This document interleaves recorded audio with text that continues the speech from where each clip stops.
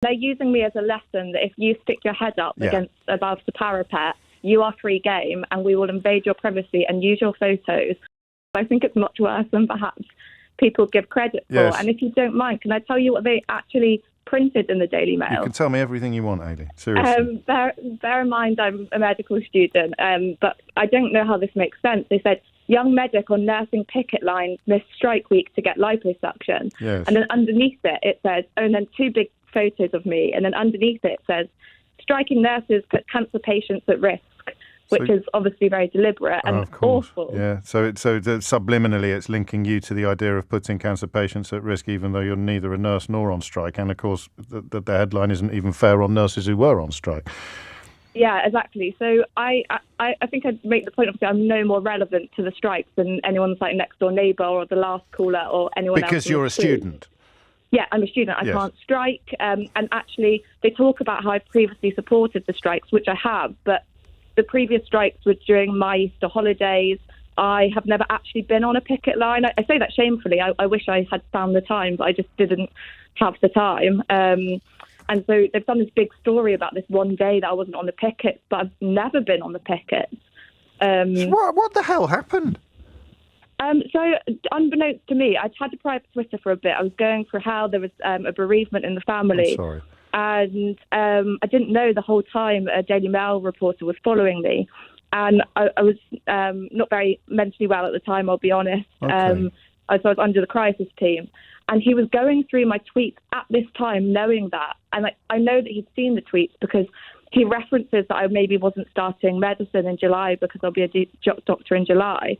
And I said that was for intense personal reasons and wanted advice. And then he used that tweet in the article to insinuate that I wasn't starting because of the money. Well, okay, why you? Do you have any understanding of why this person... I mean, I'll read the two bylines on the story because they must be very proud of their work, otherwise they'd have taken their names off it. So it's written by Stephen Matthews, the health editor, and Emily Stern, a health reporter for Mail Online. Why were they looking at you at all? Because I'd done a few tweets. So, for example, I'd done one saying that... No, I know, but everyone's... I mean, Twitter's full of tweets. Why did they pick on you, do you think? I think because they were getting a lot of interaction. I think people find it very shocking how much time I spent in uni, how much debt I'm in, and how much... Okay, so you'd gathered a bit of a following with your sort of tales from inside medical student life. Yeah, so I'd got I think in the millions of views, and I think they... Okay, so they picked up on that. They found you, and then they sought to turn you over because you went away to get some liposuction and therefore didn't attend a strike that you wouldn't have been on anyway. Yeah, and they're using me as a lesson that if you stick your head up against above the parapet, you are free game, and we will invade your privacy and use your photos.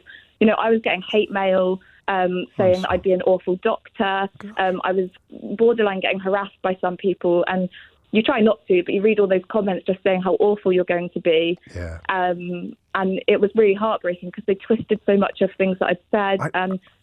I'm still confused about what the target they thought that you had painted on your back was, and I used to do that for a living. I used to be a newspaper journalist. How can I ask how you felt? And I'm conscious of your mental health, so we don't need to go into anything that makes you uncomfortable. How did you feel? Did someone ring you and tell you about it? Did you stumble across it yourself? Did you? When you saw this, because there's a picture of you. I'm very old, Eilidh. I'd call it a party dress. So the invasion of the... How did you feel when you saw that spread out? Well, they rang me a few days before and were like, "Oh, we're just ringing you," and they wouldn't really audibly say what newspaper they were calling from. They kept mumbling, and I had to ask 4 times. And then I said, "Well, what's your story?" And they were like, "Well, you've got liposuction and you support the junior doctor strikes." And I said, "I'm confused." You and me both. And then I just said, "I'm not going to talk to you." I contacted my trade union, who found out a bit more information. And we just said, well, if we both don't comment, this will be a nothing story. It doesn't mean anything. Next thing I know, it's on the Mail Online. I was absolutely humiliated because loads of people were saying, well, you know, if you're going to be like someone that gets lots of interactions on Twitter, you've got to expect this kind of thing. And I was like, I have 10,000 followers. It's not, you know, I'm not a celebrity. I'm a normal person, just supporting. And I just Sorry, go ahead. No, you go ahead. I just felt, I feel embarrassed, and I feel it's something that people are going to Google me and is going to follow me through my career. Yeah, but they'll do what I'm doing. I mean, listen, I probably, if there's anything I'm qualified to offer advice on, it's internet trolls, and the people, normal people, don't register. And if they did read this, they'd think exactly what I'm thinking. I mean, you could see in that little thing when I mentioned you a moment ago, is I'm baffled. I just remember seeing it and thinking, what on earth are they doing? Even by their standards, which are non-existent, there is no rationale whatsoever for this story about this young woman with the headline, "Sorry I couldn't join you on the picket line. I was too busy getting lipo. Glam rabble-rousing medical student 26 who thinks junior doctors should get more than a 35% pay rise. Missed 4-day strike to undergo cosmetic surgery." It's absolutely appalling journalism as much as anything else. So please take it from me as an old git that you don't really need to worry. I know it's a pain and it's a violation to think that if people Google your name, they will find this. But anybody whose opinion is worth worrying about will think what we all think, listening to this and reading this, which is what the hell were they playing at? What on earth were they doing? I need to ask, though, has it dented your determination to be publicly supportive of issues like industrial action? Well, at first it had, and I was like, I'm going to keep quiet, just keep my head down and just get through the rest of med school. And then the head of my med school actually called me later that day, and the head of my hospital too, and said, "We're completely behind you." And then spent a few days thinking, keep my head down. But then I thought, that's what they want. And actually, if people are resonating with what I'm saying, I'm doing this from a perspective of the NHS will fail if we don't retain doctors. I can see how many of my colleagues want to go to Australia. I want the NHS to exist.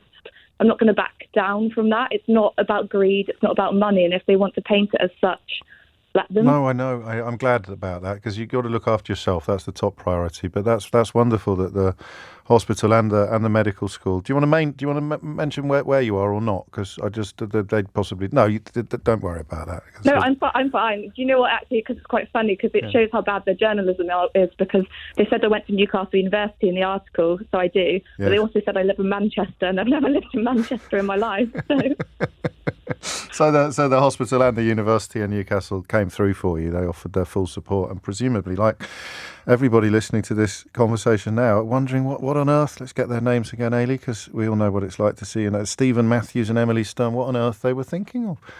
No clue I mean, at all? the only good news is myself and one of my friends is actually a photographer and took the photo on holiday, are invoicing them for the images because they're not allowed to use them. That's why I knew about it. That's what I saw. That's the thing that drew me in. That was the first, because you pointed that out, I think, didn't you? Yeah. And that's what drew me in, because I don't routinely find myself trawling through the Mail online reading stories about completely blameless medical students spending their own money on medical procedures or cosmetic procedures. It's not something my algorithm throws up with regularity. Have you submitted any official complaints or anything like that? Yeah, but Ipsos they're just not bothered. But the money that we do get, and we think we will get, we'll be donating to the BMA strike fund. So they've kind of shot themselves in the foot. That's lovely stuff. Eilidh, thank you. I'm glad someone alerted you to the fact. No, thank you. But maybe restored a little bit of your faith in the UK media, which, goodness me, must have been shaken to the core by that absolute apology for journalism by Mail Online.